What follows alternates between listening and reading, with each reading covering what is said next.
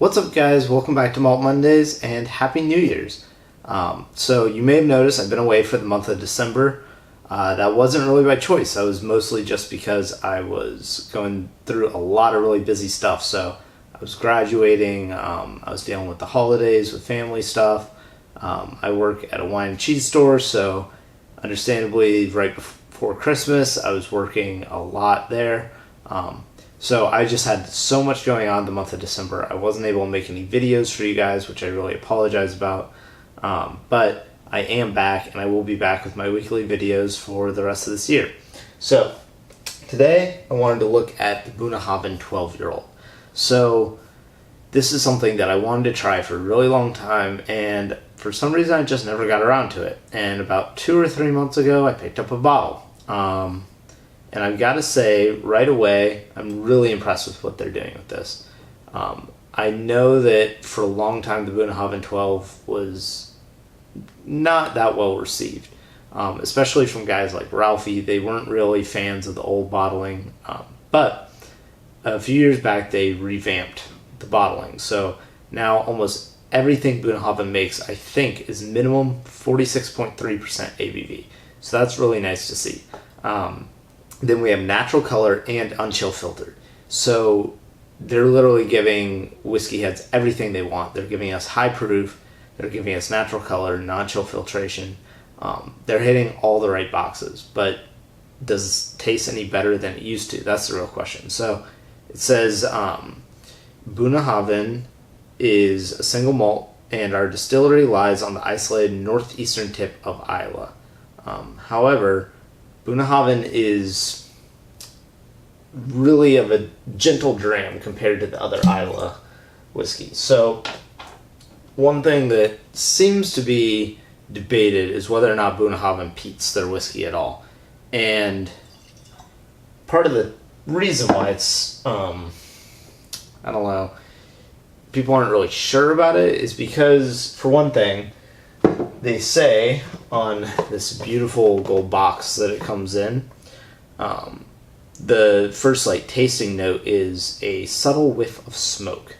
So when distilleries put that on their thing, it becomes a little bit confusing whether they mean it actually has smoke in it or the wood smoke, which means just the fact that it's being aged in these toasted barrels. And that can impart a slight smoky kind of flavor or aroma to it, which I believe is what Macallan describes on their 12-year-old sherry cask, is a whiff of smoke. And Macallan's not peating their whiskey. Now, that being said, Bunnahabhain does make peated whiskeys that they advertise as such, like the Toychik and the Kiabanach. So it is possible that Bunnahabhain's standard whiskeys are being very, very lightly peated. I've heard mixed things from people, but I haven't had a chance to find out from Bunnahabhain directly. I haven't had a chance to meet with any of the reps or anything. So regardless, what matters is how it tastes, and I'll let you know if it tastes really smoky or not. So on the nose.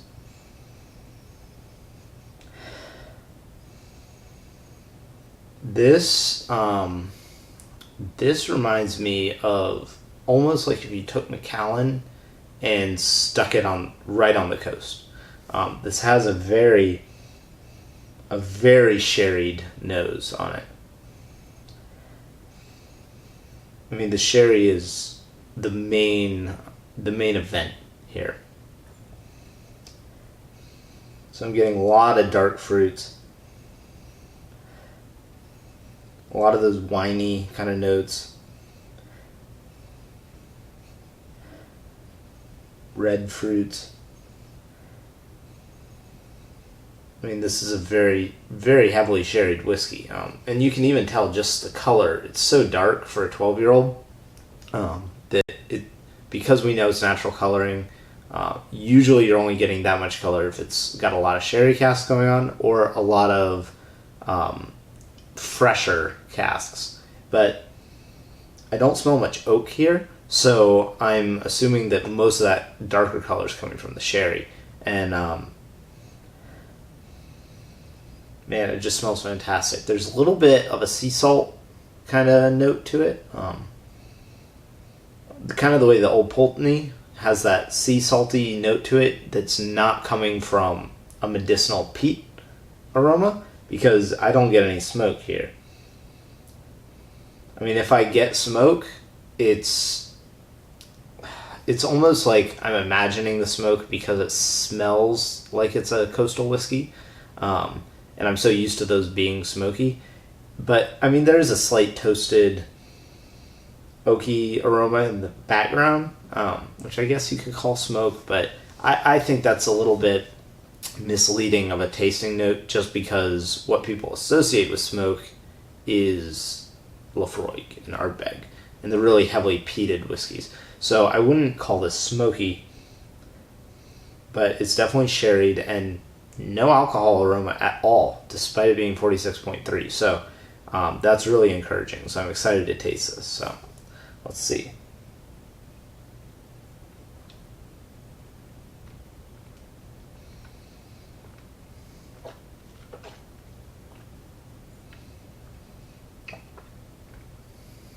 Wow, that's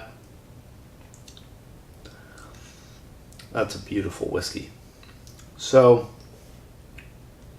man, this retails for $55, and I would hazard to say this is Macallan 12 done better at a higher proof, and it's unchill filtered, and it's cheaper.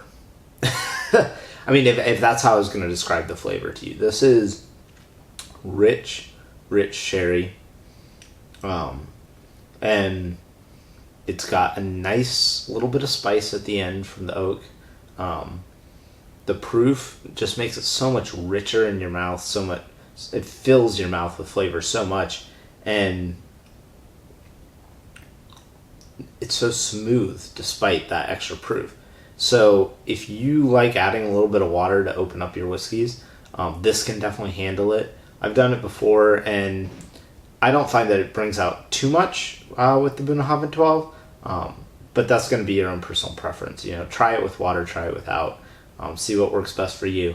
But I think this is one of the most immaculately crafted 12-year-old whiskeys. This, to me, is just about as good as it gets for a $55 scotch. It has a little bit of roughness around the edges, to be sure, but it's only 12 years old, and it's their entry-level offering.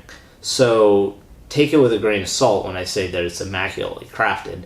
What I mean is, I think it's absolutely fantastic relative to its competitors and to its price point. This is very good. I don't think if you like Macallan at all, you're going to like this. If you like sherried whiskeys, Aberlour, you're gonna enjoy this a lot. And it's got that extra little dimension of that sea salt kind of briny flavor to it that really, I think, kind of elevates it a little bit. On the palate, even at the end, now that the finish is in my mouth, I'm getting a little bit of vanilla, maybe a hint of milk chocolate, but it's not as like chocolatey as maybe a Macallan might be. So there is a little bit less of a sherry influence. It's not quite a sherry bomb, but that's definitely the flavor profile that they're going for. So I really like this whiskey a lot. To score this, man, I think I'm going to give this a B+. It's debatable to go between a B+ or an A. You know, at $55, yes, it's a little bit more expensive than some of the blends that you could be getting, but it's just so much better. It's undercutting Macallan at most stores that I go to. It's sitting right next to the Glenmorangie 12-year-olds. It's sitting right next to Highland Park 12-year-olds. And I think this is just as good, if not better, than any of its competitors at the price point that it's at. So I would definitely give this B+ to A territory. It's really, really good, and I highly recommend you try it if you haven't. They haven't been around since the early 1800s. I think Bowmore has been around since 1796 or something. But they are a fantastic one, and they're not that well known relative to Lafroig and Ardbeg. So you can find even some of their older ones at much more affordable price points and much more easily than you can. Lafroig 18, for instance, is very difficult to find. Bunnahabhain 18, while it's not super commonplace, it's not a stretch to order a bottle or something. So I highly recommend you picking up this bottle, trying it out if you're interested at all. I really think it's fantastic, and as always, I will see you guys next week. Cheers.